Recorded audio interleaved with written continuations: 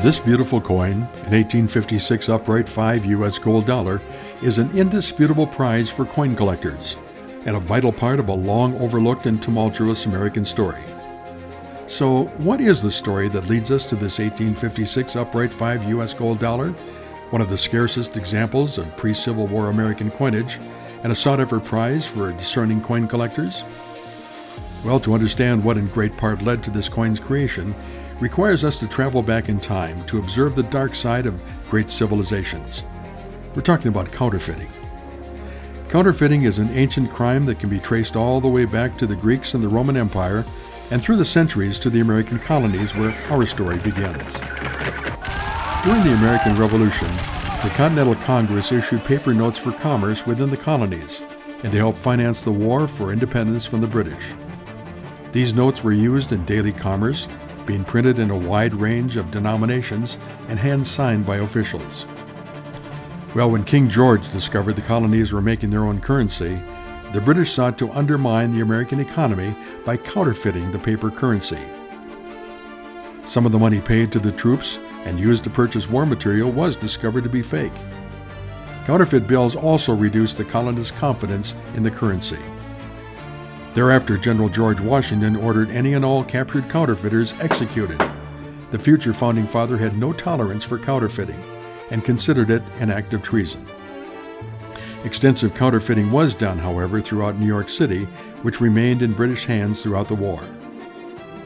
Ironically, the counterfeit bills were generally of higher quality both in engraving and quality of paper than the inexpensively produced authentic continental currency.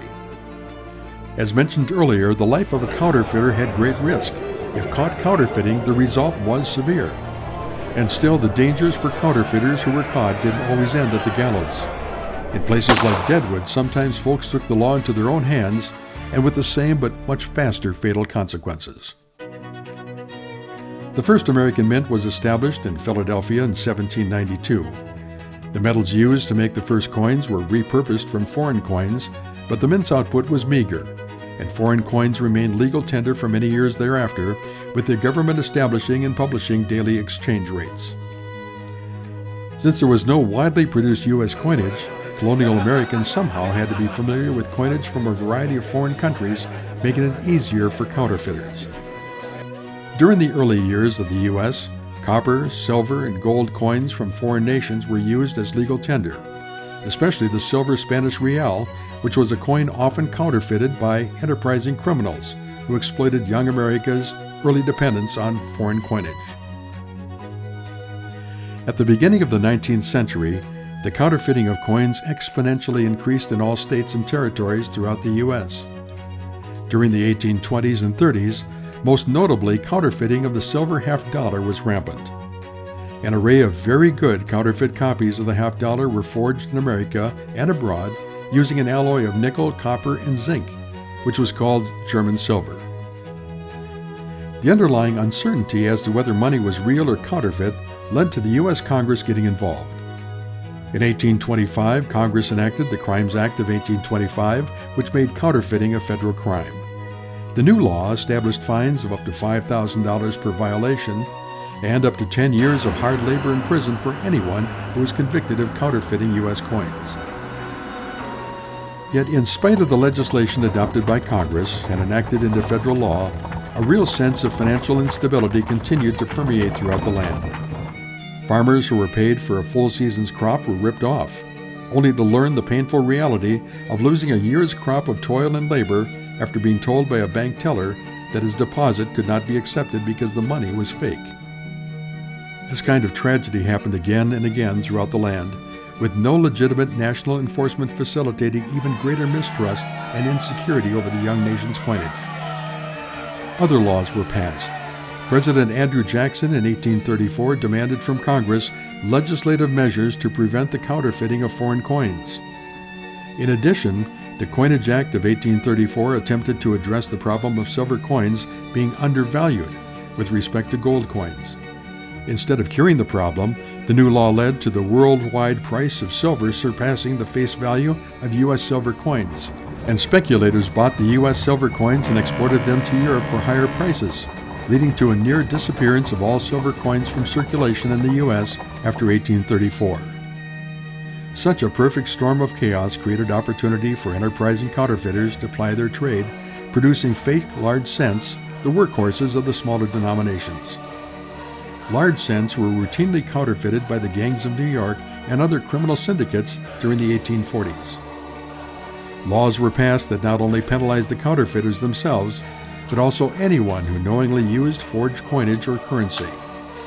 In one such case, in 1839, an Ohio woman named Melinda Fox was sentenced for passing a counterfeit silver dollar.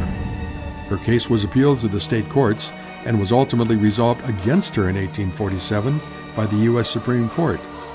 In Fox v. State of Ohio, it held that individuals can be punished by both states and the federal government for counterfeiting concurrently without the protection of double jeopardy.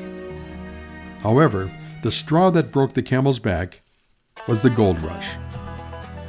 Following the discovery of gold at Sutter's Mill in California in 1848 and the gold rush of 1849, many privately produced gold coins entered the nation's monetary system both as legal tender and as counterfeit. And there were endless ways in which counterfeit gold was circulated.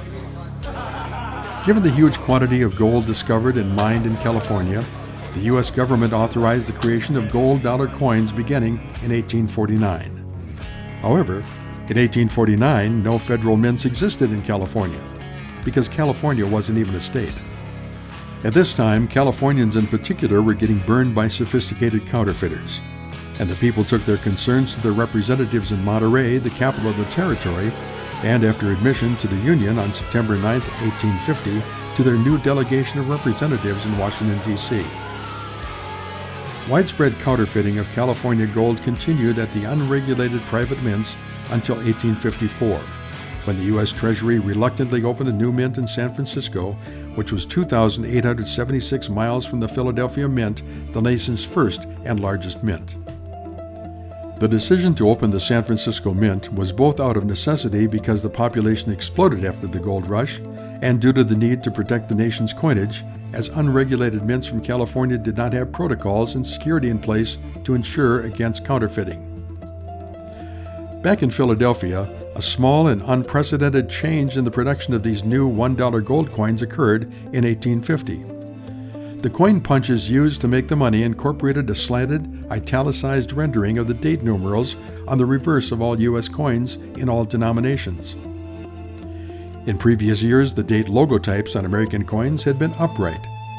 The change may have been a result of the popularity of calligraphy at the time, and considered more aesthetically appealing to James Longacre, chief engraver at the U.S. Mint. In Philadelphia, the nation's leading mint was under pressure from lawmakers in Washington, D.C., and unsurprisingly, in 1855, the large cent was produced with both slanting and upright 5-date logotypes.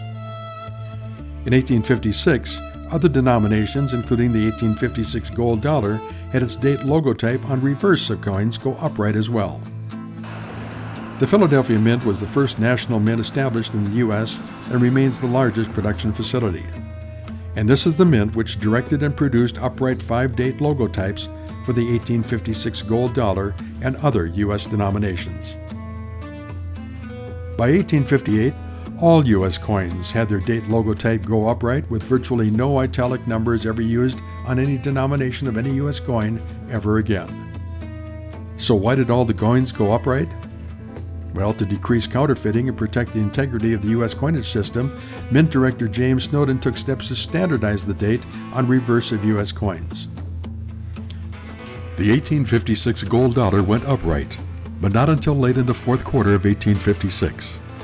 Snowden did not want to waste dies in use containing the slanted 5. A November 21, 1856 entry in the Mint's expense ledger documents payment to an outside vendor, W. Doherty, for making an extra date punch for the numeral 5. Now, whether the die in use broke or was just too worn to finish $1856 for the year, an extra 5 punch was ordered and put into use, but only for a few days.